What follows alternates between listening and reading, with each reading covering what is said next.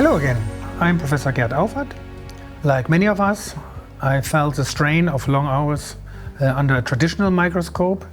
It takes a real toll over time. And I'm Dr. Amir Hamid. Welcome to part 2 of our 3-part independent medical education video interview series on the digital operating room. Today we're talking about tools that can protect our own health in the OR, enhance what we see during our surgery, and even make learning curves shorter for the next generation. Let's start with the data point from the 2024 ESCRS Clinical Trend Survey.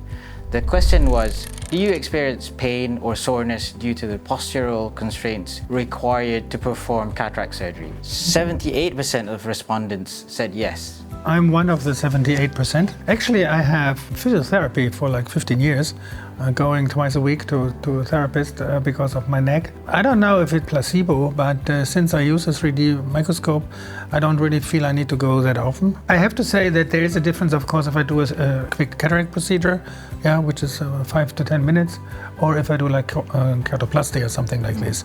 And I think there I see the difference. The longer procedures, let's say we go over 20 minutes or 25 minutes, I think then we see the difference. With your own personal experience and a number that high from the survey, how does that reflect the current status of surgeons' ergonomics? The funny thing is, the surgeon is more worried about the patient than about himself. I think doctors tend to do. They work over hours, they do all this kind of stuff in order to help the patients, but at the end they may not really help them, or do exactly the opposite.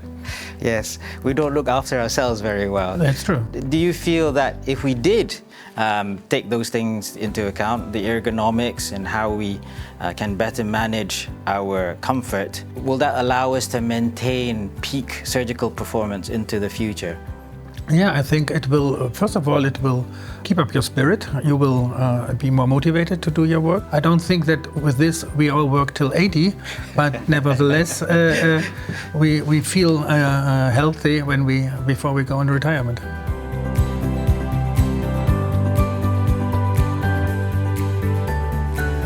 Did you see a change, switching the microscopes, that you can do more cases? I can do more cases in the same amount of time. With the new systems, the heads-up displays, the depth of field is also significantly improved. So you're not spending a lot of time changing your focal range, both during the surgery, but also when you have a new patient. Our surgical time is more or less the same, but the time that we take to make these adjustments, the turnover between patients, that really makes a huge difference as well.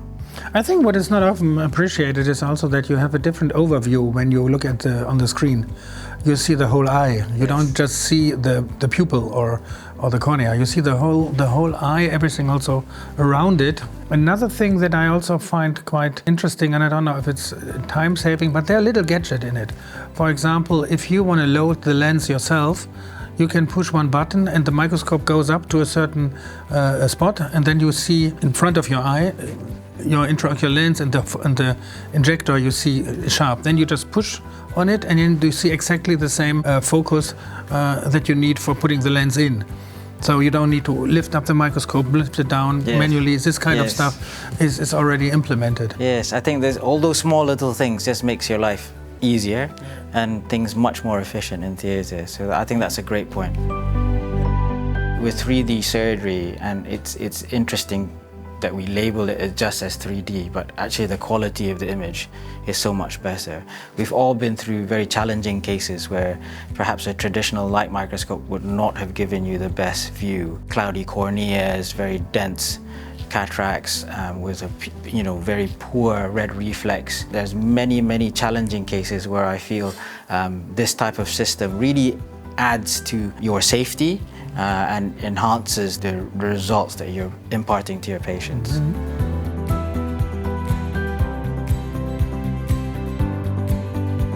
When we have residents or trainees, that they do record all of the cases that they participate in, and this allows them to not only review the cases themselves, but also review the cases with the person training them.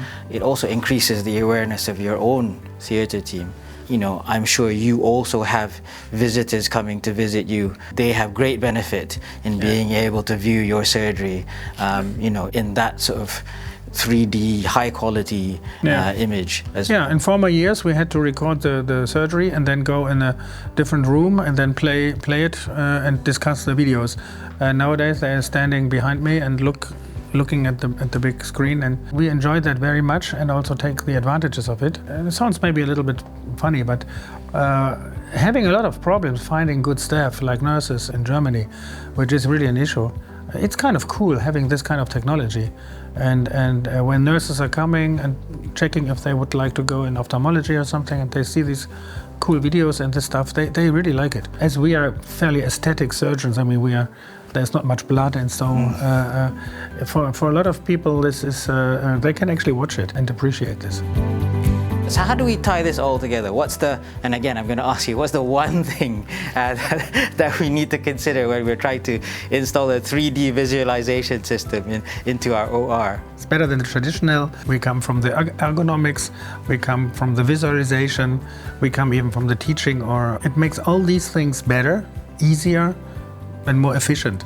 And that's actually the one thing we can summarize it. Okay, thanks for watching the ESCRS Independent Medical Education. We hope these insights help you streamline your own approach.